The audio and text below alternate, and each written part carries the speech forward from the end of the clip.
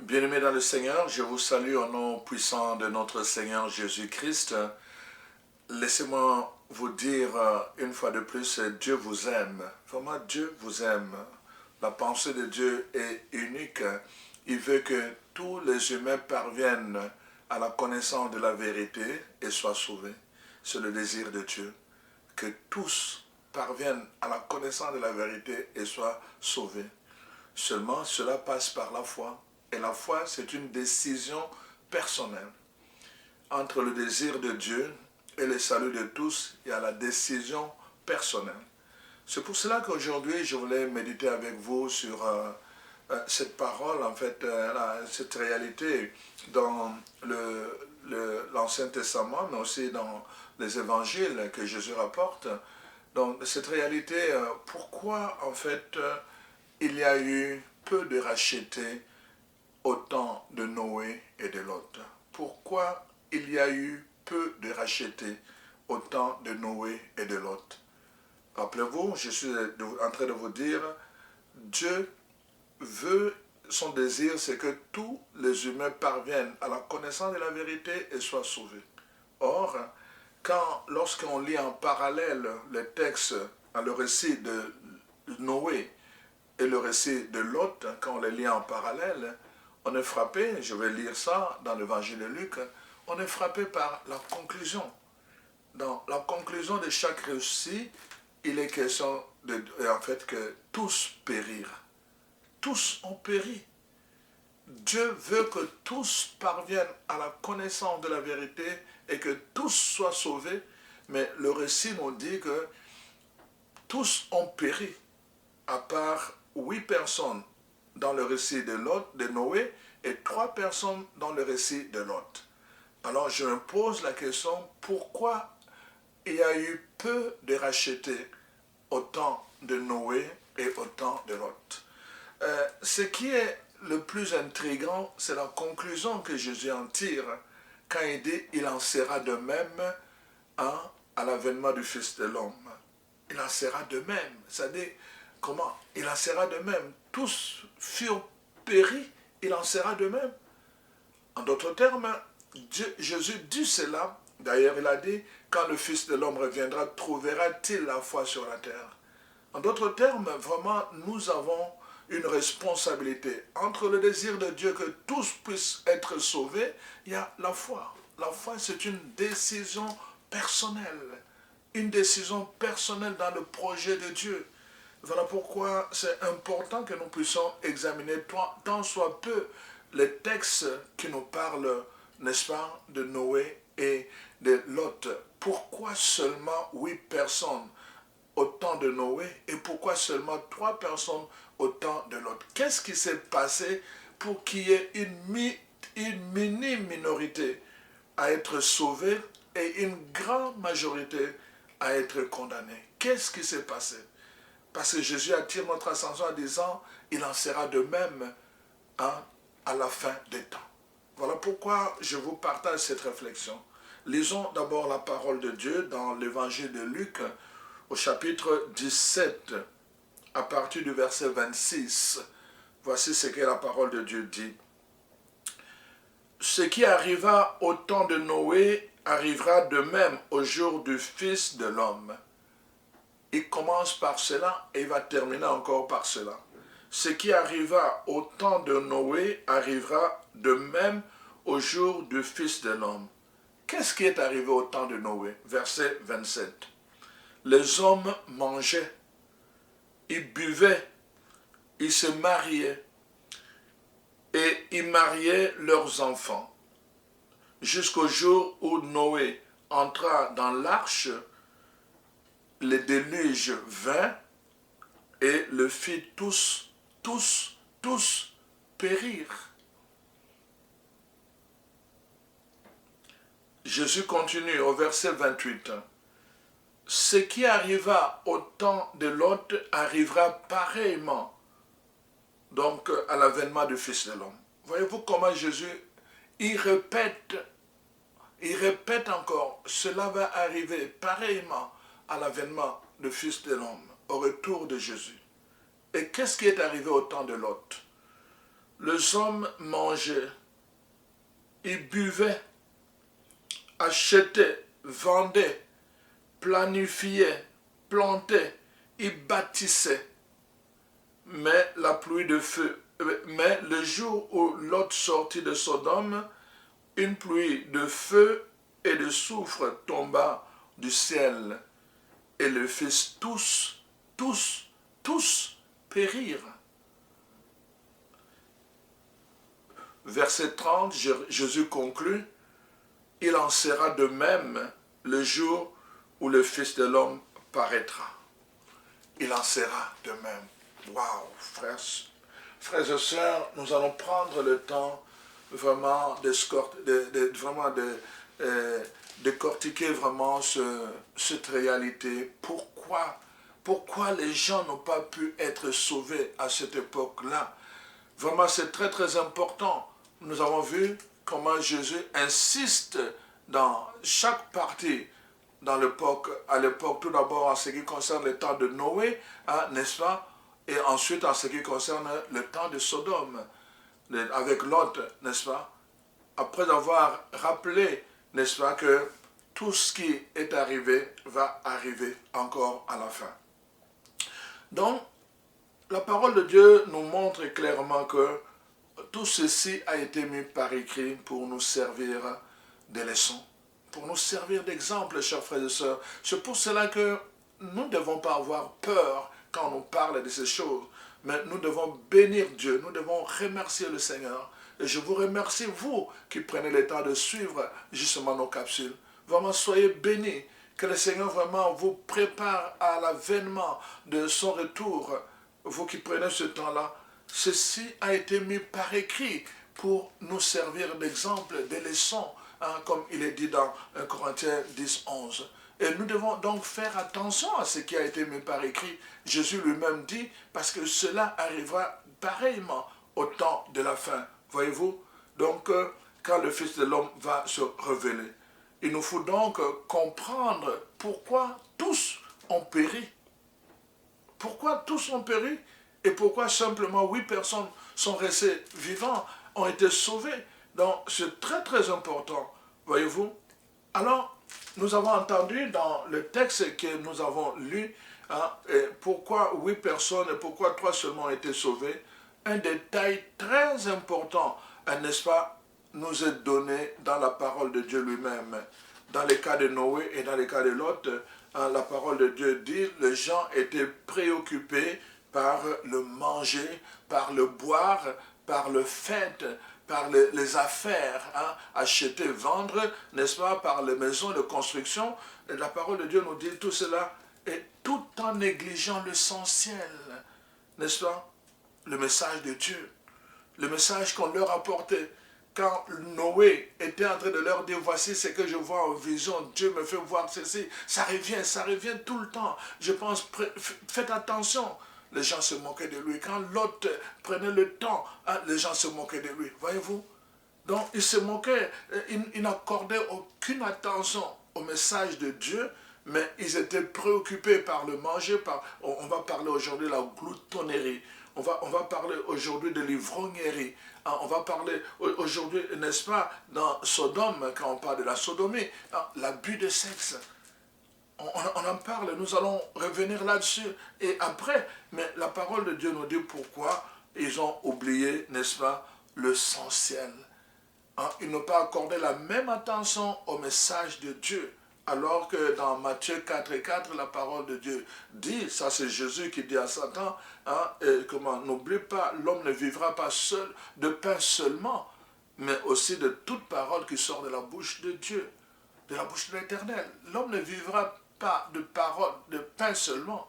Mais ces gens-là recherchaient juste le pain, ils recherchaient juste le vin, n'est-ce pas, juste le fête, le mariage et tout, c'était bien. Mais l'homme ne vivra pas seulement de cela. il doit surtout vivre de la parole qui sort de la bouche de l'Éternel. Quelle est la place que nous accordons à la parole de Dieu? Quelle est la place que nous accordons à la parole de Dieu? Comment nous nous préparons quand nous allons à la parole de Dieu? Nous savons comment nous nous préparons quand nous allons à la fête. On cherche les plus beaux habits, n'est-ce pas? On prend le temps vraiment de se maquiller et tout le reste parce qu'on va à la fête. Quand on va paraître devant les hommes, on prend ce temps-là pour se maquiller. Quand on va paraître devant les hommes, on prend le temps pour se raser, n'est-ce pas, ceux qui se rasent et tout le reste, pour arranger les cheveux. On prend ce temps-là pour chercher les plus beaux habits. Ça, c'est pour les hommes qu'on rencontre. Mais comment nous nous préparons pour la rencontre de notre Sauveur, de notre Seigneur Jésus-Christ? La parole de Dieu nous le prévient. Préparez-vous à rencontrer votre Dieu. Ça, c'est dans le livre d'Amos, le chapitre 4, verset 12. Préparez-vous à rencontrer votre Dieu, à la rencontre de votre Dieu. Et cette rencontre doit se préparer exactement quand nous allons rencontrer des gens, quand nous allons répondre à un rendez-vous pour un travail et tout le reste. On se prépare, n'est-ce pas? On se prépare, dans tous les niveaux on se prépare.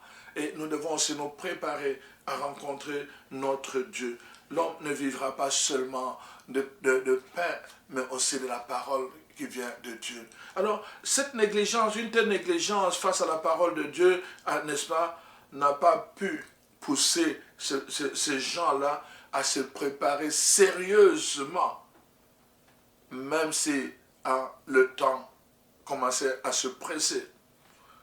Même si le temps commençait à se presser. La parole de Dieu nous dit, il viendra à l'improviste. Et c'est arrivé à l'improviste, que ce soit au temps de Noé qu'au temps de l'autre. C'est arrivé à l'improviste. Et Jésus dit, à la fin des temps aussi, ça arrivera à l'improviste.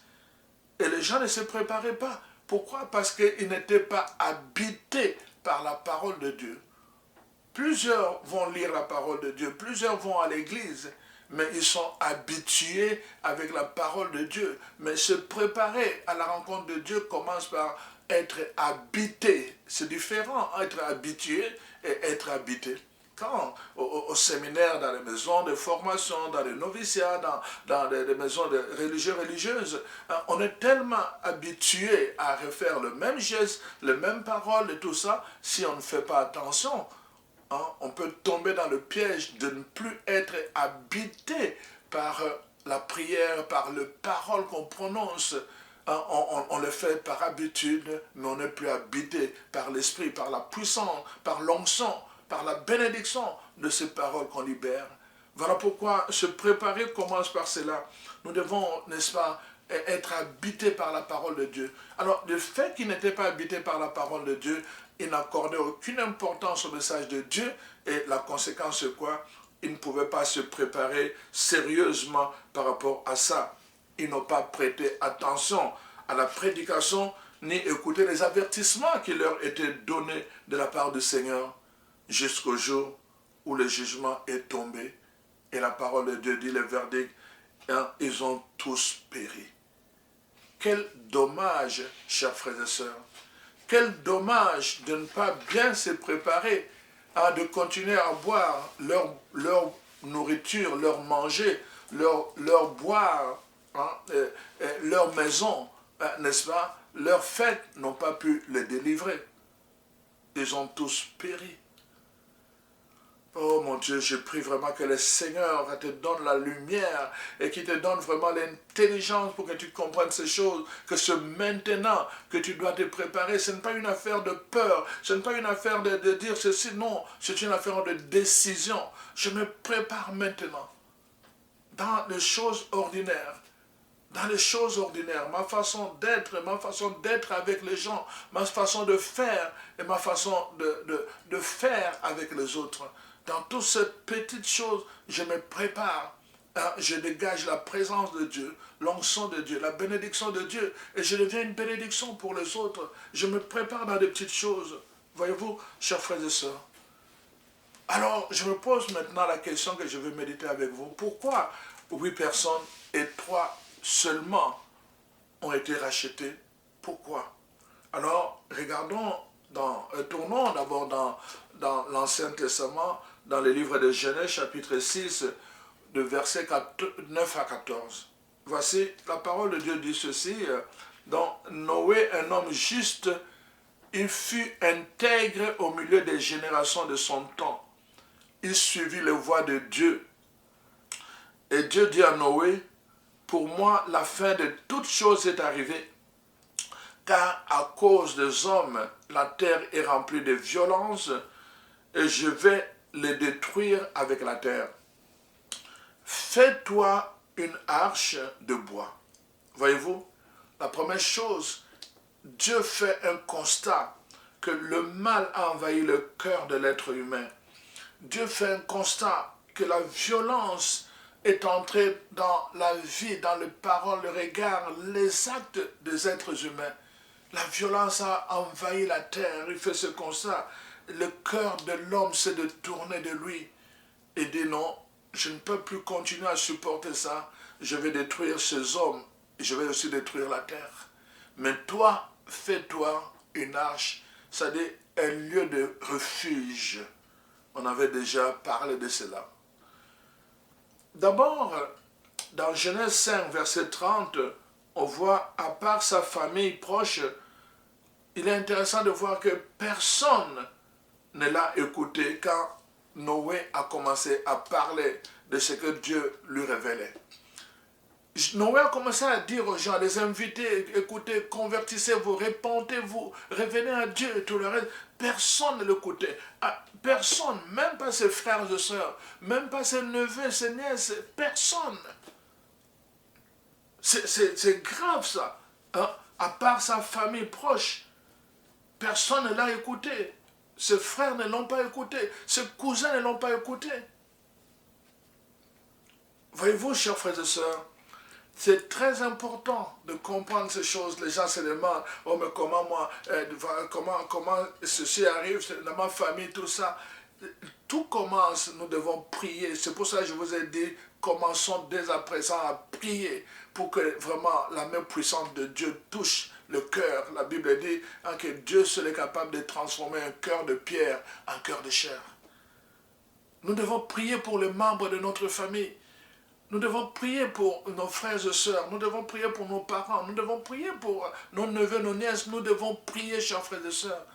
La parole de Dieu nous montre qu'à l'époque de Noé, ses frères, ses sœurs ne l'ont pas écouté, même s'il a parlé. Commençons d'abord par la prière. Quand nous prions, nous demandons que Dieu, dans la dimension invisible, puisse manifester sa puissance, qu'il puisse déjà briser les obstacles, afin que quand nous allons leur parler, que leur cœur soit bien disposé, leur esprit aussi, pour accueillir la parole de vérité. Voilà pourquoi, chers frères et sœurs, donc on nous montre à l'époque de Noé, à part sa famille proche, les autres ne l'ont pas écouté. À l'époque maintenant de Lot, au chapitre 19 du livre de Genèse, à partir du verset 1, la parole de Dieu nous dit, Lot a accueilli les envoyés de Dieu et les invite dans sa maison. Mais la nuit, qu'est-ce qui se passe? La maison de Lot fut cernée, n'est-ce pas, par les gens de Sodome.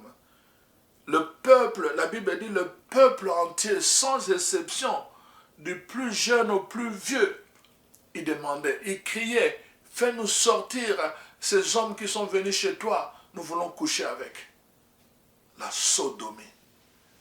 Du plus jeune au plus vieux. Imaginez-vous, les gens ils viennent encercler toute une population autour de la maison qui veulent poser le même geste, ça se fait où? Mais c'est ça qu'on nous dit qui s'est passé à l'époque. Alors voici maintenant, moi c'est ce qui m'a... Mais ils ne savaient pas que ces envoyés étaient des anges. Ils ne savaient pas que c'était des anges. Vous allez créer un problème qui va vous causer la mort éternelle.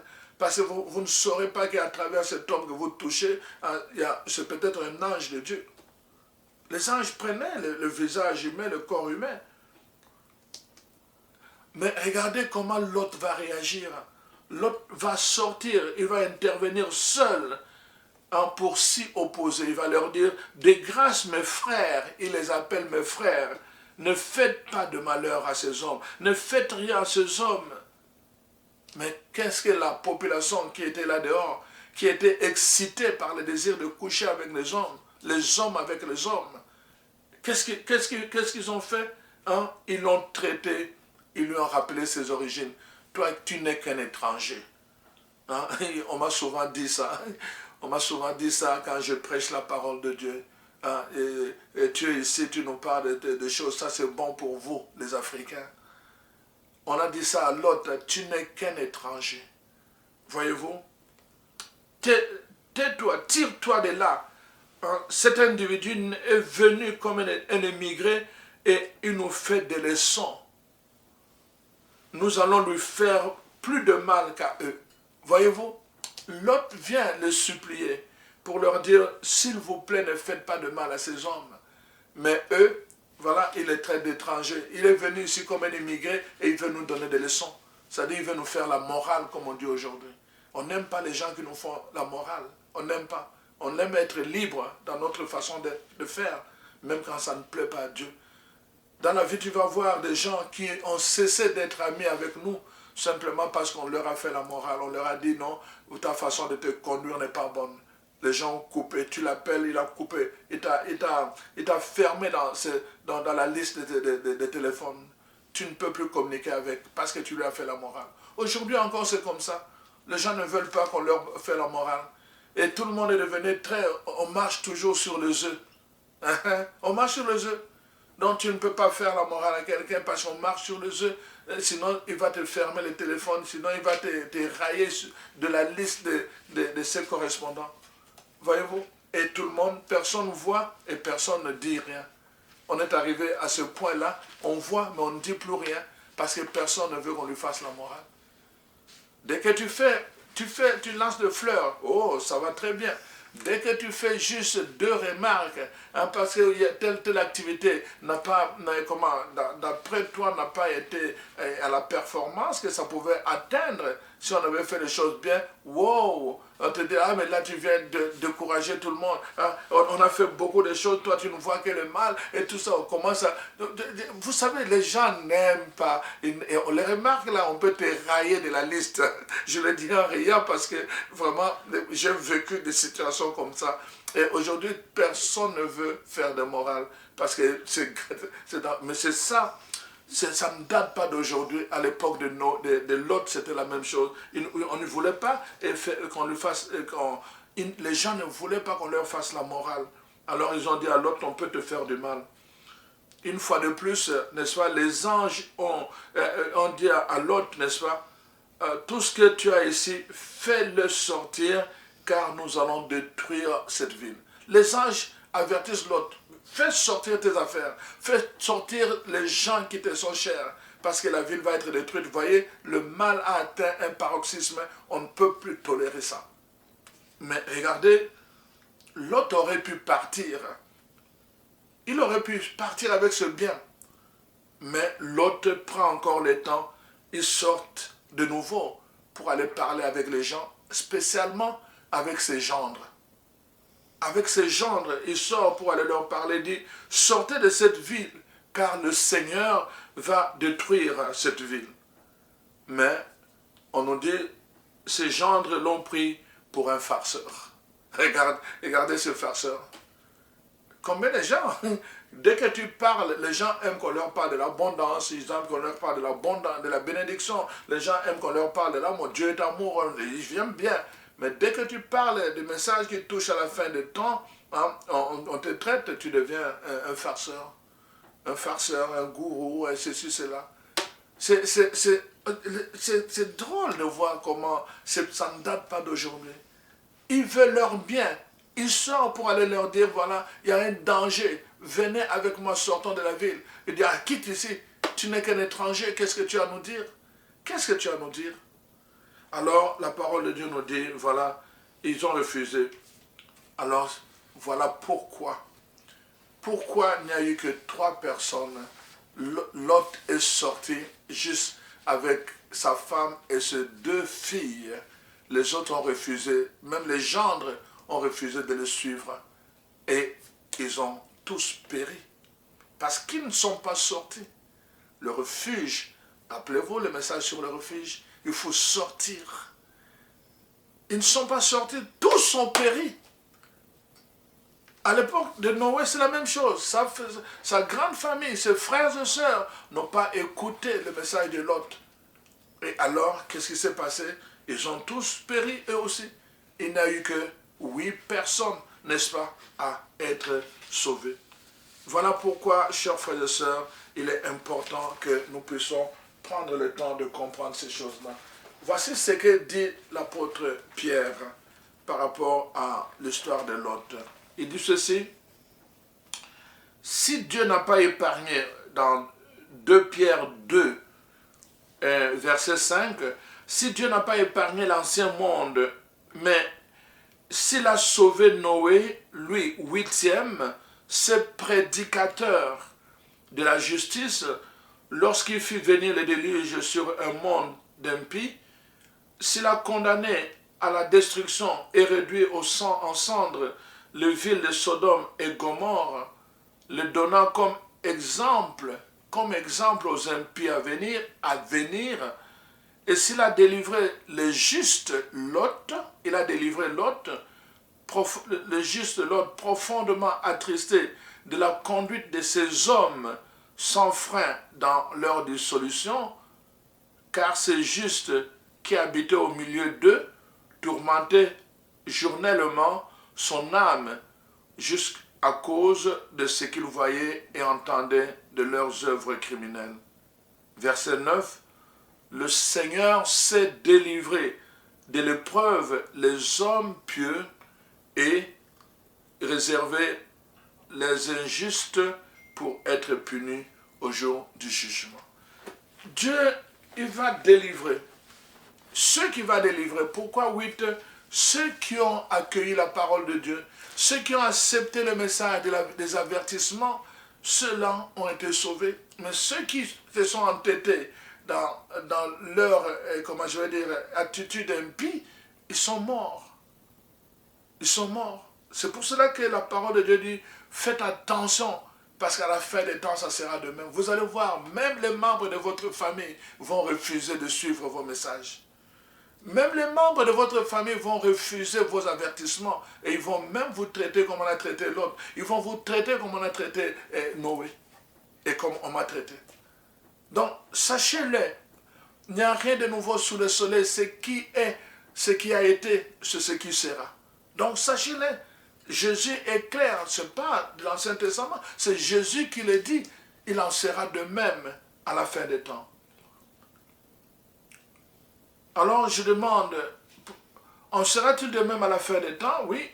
Luc 17, 30 dit, il en sera de même au jour de l'avènement du Fils de l'homme. Alors, comment se comportent nos contemporains aujourd'hui, soient-ils chrétiens, à la vue et malgré tous les signes qui semblent indiquer que nous nous approchons de la fin de cet âge? Comment se préparent nos contemporains à la rencontre de Dieu? Comment se préparent-ils à la rencontre de l'époux qui revient? Quand on regarde, chers frères et sœurs, autour de nous, on peut se dire, je suis en train de vous dire ceci, je pose cette question, en sera-t-il de même à la fin des temps? Mais si c'est ça que Jésus dit, comment nous préparons-nous par rapport à cette fin des temps? Parce que, voyez-vous, une minorité seulement a été sauvée, une majorité a été détruite. Pourquoi? Parce qu'ils n'ont pas écouté les avertissements. Observons un peu, regardons quel est le comportement de notre monde aujourd'hui. Chers frères et sœurs, jamais le monde, jamais l'Église, et même les églises de réveil, n'ont connu une crise de valeur comme notre génération. Jamais. On dirait que on revit à l'époque de Noé et à l'époque de Lot. Vraiment, c'est très très important. Dans le livre de Genèse chapitre 6, verset 5, la parole de Dieu dit, le Seigneur vit que la méchanceté de l'homme se multipliait sur la terre à longueur de journée, et son cœur n'était porté qu'à concevoir le mal. Son cœur n'était porté qu'à concevoir le mal. Et le Seigneur se repentit d'avoir fait l'homme sur la terre. et il s'en affligea. Le cœur de l'homme n'était porté qu'à concevoir le mal. Aujourd'hui, de plus en plus, on voit même beaucoup de choses. Aujourd'hui, on parle de virus, ceci, cela. Est-ce que nous le savons que c'est l'être humain qui les fabrique? Ce sont les humains, ceux-là même, les scientifiques et les gens qui devaient porter, ce sont eux qui les fabriquent. Et parfois, quand ils les échappent, ça crée cette ampleur que ça a créé comme ce que nous avons aujourd'hui. Le cœur humain. Vous voyez, le cœur humain est porté à longueur de journée, porté à concevoir le mal. On conçoit le mal même dans les laboratoires. Le cœur humain, les assassinats ciblés, des empoisonnements dans beaucoup des églises de réveil aujourd'hui, des empoisonnements surtout en Afrique. Des empoisonnements dans les églises, on assiste à cela. Les abus dans notre église catholique. On a vu comment la sodomie, les abus des enfants.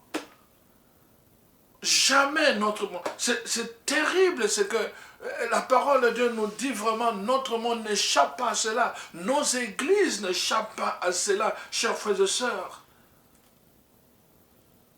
2 Timothée 3, versets 1 à 5, la parole de Dieu nous dit, sache ceci, que dans le dernier jour surviendront des temps difficiles. Les hommes seront égoïstes. Ils seront âpres au gain, fanfarons, orgueilleux, blasphématoires, rebelles à leurs parents, ingrats, sacrilèges, sans cœur, implacables, médisants, sans discipline, cruels, ennemis du bien, traîtres, emportés, aveuglés par l'orgueil, amis de plaisir, ennemis de Dieu. Ils vont soigner les apparences de la piété, mais ils vont renier la puissance. Chers frères et sœurs, regardez un peu ces choses que je suis en train de dire. N'est-ce pas la caractéristique de notre génération?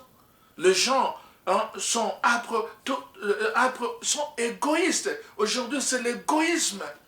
Chacun pour soi, Dieu pour tous. On s'en fout de ce qui se passe ailleurs. Les gens sont même prêts à sacrifier des milliers de gens juste pour gagner quelque chose. Les riches vont s'approprier des terres et des terres de pauvres, n'est-ce pas? En les rendant davantage pauvres pour s'enrichir eux-mêmes. Et là, les gens sont en train de chercher à devenir des milliardaires. Pendant ce temps, dans le monde, il y a des gens qui n'ont même pas de l'eau. Voyez-vous, les gens seront égoïstes. La parole de Dieu dit, âpre au gain, c'est le principe même du capitalisme. Donc, s'il n'y a pas d'intérêt, qu'est-ce que j'ai à gagner? Tu veux que je t'aide dans tout ça, mais moi, qu'est-ce que j'ai à gagner? On cherche, c'est la question. Si je n'ai pas de profit, non, je ne veux pas aider, je ne veux pas m'impliquer. Donc, âpre au gain, n'est-ce pas? Les gens, l'orgueil aujourd'hui, même parmi les serviteurs de Dieu, l'orgueil, oh mon Dieu, c'est pas possible. Dès qu'on commence à grandir, dès qu'on commence à avoir du prestige et tout le reste, alors l'orgueil envahit. Dans le monde comme dans l'église. Voyez-vous, chers frères et sœurs, la blasphématoire. Aujourd'hui, c'est devenu, c'est terrible le blasphème dans les églises, dans les langages. On blasphème du matin au soir. Les gens blasphèment contre Dieu. La parole de Dieu dit, rebelles à leurs parents. Oh, la génération d'aujourd'hui va en Afrique, ça va encore, et en Europe, ici, en Amérique, va dire n'importe quoi à un enfant. Mais tu vas en avoir pour ton compte. Il faut toujours vraiment faire attention, toujours la bonne formule, tout ça, et ne pas faire attention, sinon vous allez blesser l'enfant, sinon l'enfant ne va plus venir vous visiter. Le grand-parent doit faire attention. Alors on voit beaucoup de choses, on ne peut plus rien dire. Pourquoi? Parce que les enfants sont devenus rebelles à leurs parents. Plusieurs enfants abandonnent leurs parents. Et ça devient comme ça, la rébellion. Toute une génération dans la rébellion. mais la rébellion aussi par rapport aux valeurs de parents. Les gens sont devenus ingrats. Tu peux faire du bien aux gens. Ils sont ingrats. Ils sont ingrats. On fait que ce soit ingrat par rapport à Dieu. Dieu va bénir, Dieu va faire ceci. Les gens ils sont ingrats. Vous avez déjà entendu combien de gens disent ils veulent que Dieu puisse les bénir pour gagner une loterie de 50 millions. Si Dieu leur donne 50 millions, ils donneront 100 000 à Dieu. 100 000. Dieu le bénit pour 50 millions, ils donneront 100 000 à Dieu. Voyez-vous? Les gens sont... c'est une ingratitude, ils ne savent pas dire merci. Les gens sont ingrats par rapport aux serviteurs de Dieu qui se dévouent pour eux. Ils sont ingrats. Combien de fois on est géré? Combien de fois on est indifférent? Combien de fois on est sans cœur par rapport aux serviteurs de Dieu? Je vous ai toujours encouragé à bénir les serviteurs qui vous bénissent. C'est très important. La génération d'aujourd'hui, nous sommes en train de vivre cette attitude. Vous devez vous distinguer. Ils sont ingrats. La parole de Dieu dit ils sont sans cœur. C'est-à-dire ils peuvent voir les gens. J'ai vu une image qu'on m'a envoyée, n'est-ce pas, quelqu'un en train de se noyer et les gens viennent avec leur cellulaire. Ils lui crient au secours, au secours. Personne ne tombe. Les visiteurs sont là, ils sont en train de filmer. Chacun est en train de filmer comment la personne se noie. Personne ne vient. Les gens sont devenus sans cœur. Waouh, chers frères et sœurs, nous devons vraiment faire attention. Alors, la parole de Dieu dit, ils sont devenus médisants. Oh, oh. La médisance, ça c'est la nourriture que les gens aiment tous les jours. Hein, il a appris quelque chose, il prend le téléphone. Tu as appris, même s'il n'a pas vérifié. Même s'il n'a pas vérifié. Aujourd'hui, avec tout ce qu'il y a comme abus et tout le reste, il suffit que quelqu'un dise quelque chose. Même quand les gens n'ont pas vérifié, tu as appris, oh mon Dieu, on lui faisait confiance, imagine-toi, en le sent comme ça, la médisance. Okay. Donc, dans les relations, dans la famille, tu as appris, ils se sont séparés. La médisance, ça devient notre affaire à parler au téléphone. Et les gens, la Bible dit, ça sera la marque d'une génération. Notre génération est prise par la médisance. Les gens sans discipline. On n'a plus la discipline qu'on avait dans le temps. Là, il faut une discipline quand on veut être disciple de Jésus-Christ. Le mot disciple et le mot discipline ont la même racine. On ne peut pas être disciple de Jésus-Christ sans avoir la discipline. Il y a un temps pour tout, un temps pour prier, un temps pour méditer la parole de Dieu, un temps pour dormir, un temps pour se réveiller, un temps pour manger, il y a un temps pour jeûner. Il faut une discipline, chers frères et sœurs.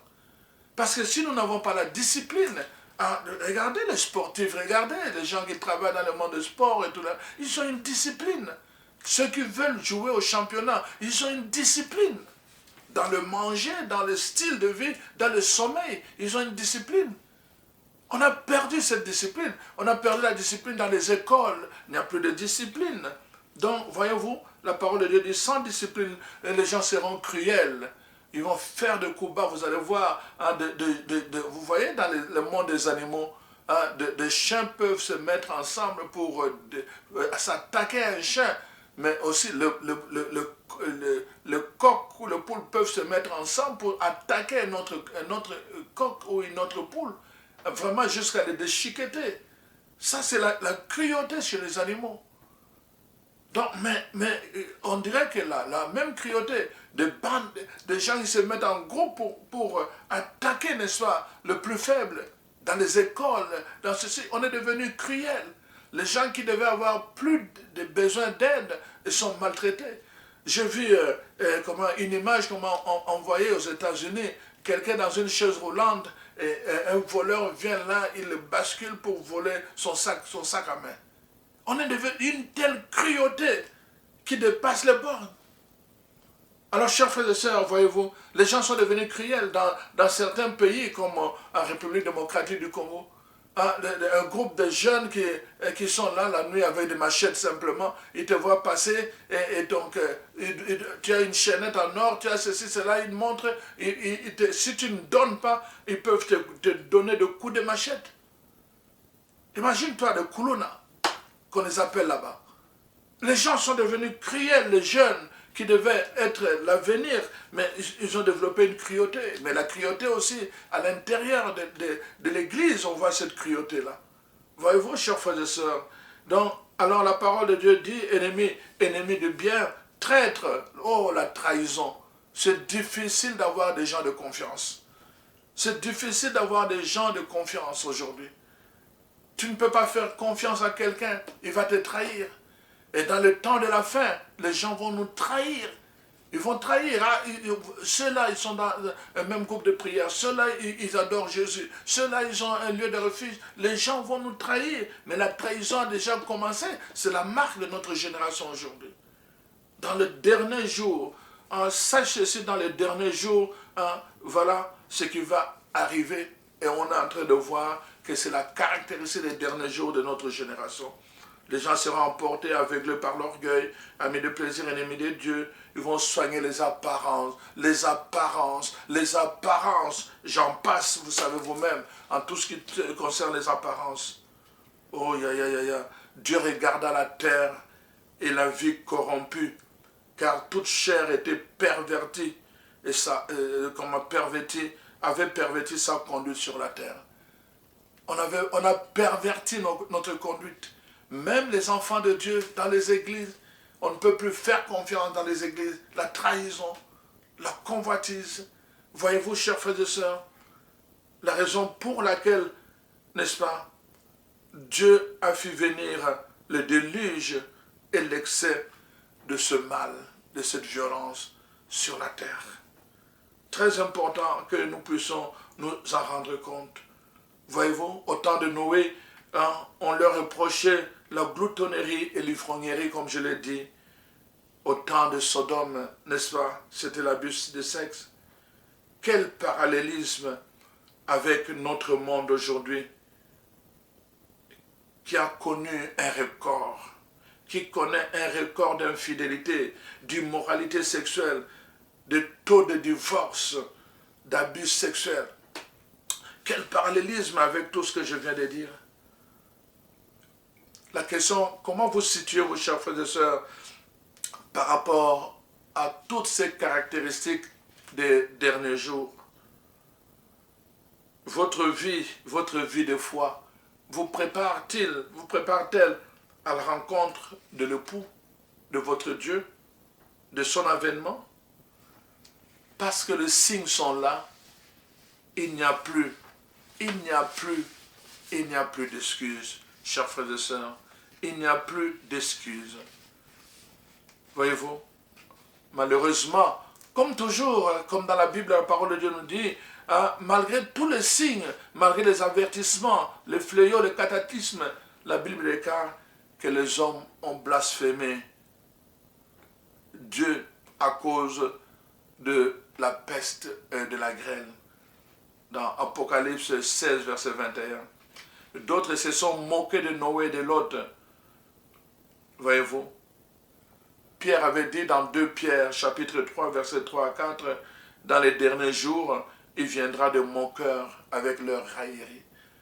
On va se moquer de ceux qui parlent de ces choses-là. Et malheureusement, il y a des gens qui vont être pris au piège. Ils vont aller vers les gens qui se moquent plutôt que vers les gens qui avertissent. Malheureusement. Alors je termine en disant, que devons-nous faire pour échapper au jugement? Parce que Jésus dit, il en sera de même au temps de la fin. Est-ce que nous allons nous laisser faire comme ça, tout en chassant que cela va arriver?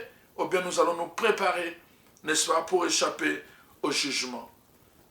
Puisqu'il en sera de même au temps de la fin, comme l'a dit Jésus, comme au temps de Lot et de Noé, au temps de Noé et de Lot, que faut-il faire pour échapper à la destruction? La réponse est claire. Il faut faire exactement ce que Noé et Lot ont fait, n'est-ce pas? Si vous voulez être sauvés. Il faut faire exactement cela. Il faut s'éloigner de ceux qui vivent, n'est-ce pas, constamment dans le péché et qui ne font pas de Dieu leur priorité. Dans 2 Corinthiens, chapitre 6, verset 17, la parole de Dieu parle de sortir du milieu d'eux.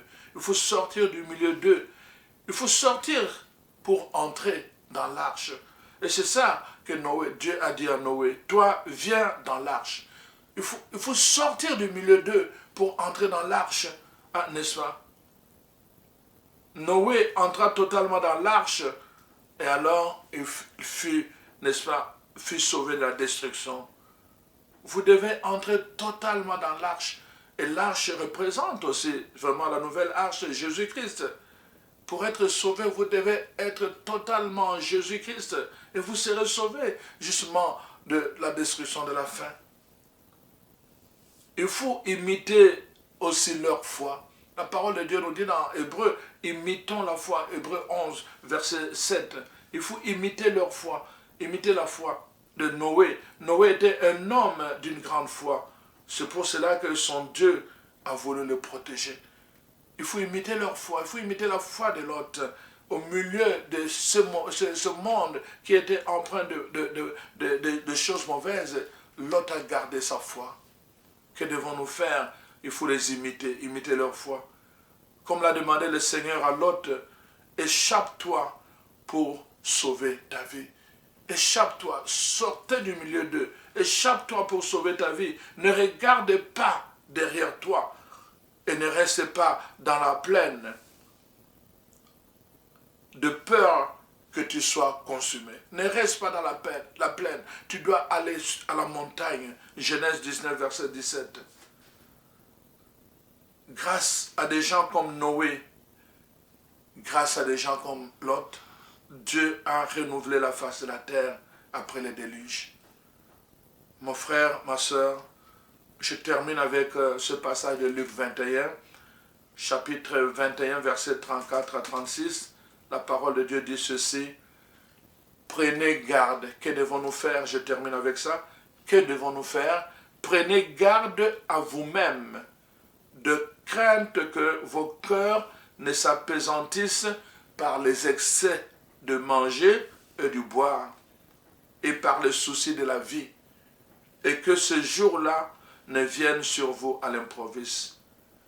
Veillez donc et priez en tout temps, afin que vous ayez la force d'échapper à toutes ces choses qui arriveront. Il ne faut pas que vos cœurs s'appesantissent dans le boire, la gloutonnerie, dans le manger, dans le boire, l'ivrognerie. Donc voilà ce que le Seigneur nous dit. Nous devons veiller sur nous-mêmes et prier en tout temps. Je vous encourage à faire cela, chers frères et sœurs. Faites attention à vos relations. Sortez du milieu de toute relation qui ne vous aide pas, n'est-ce pas, à vous préparer. Alors Seigneur, je prie pour tes enfants qui vont écouter ce message. Donne-leur la joie du salut. Donne-leur la joie du salut. Qu'ils n'aient pas peur de sacrifier des choses de ce monde simplement pour être comptés parmi ceux-là même que tu destines au salut. Père, ton souci est que tous les hommes parviennent à la connaissance de la vérité et soient sauvés. Que cette parole apporte la vérité dans la vie de mes frères et sœurs et leur donne de prendre la décision d'être sauvés. Au nom de Jésus-Christ.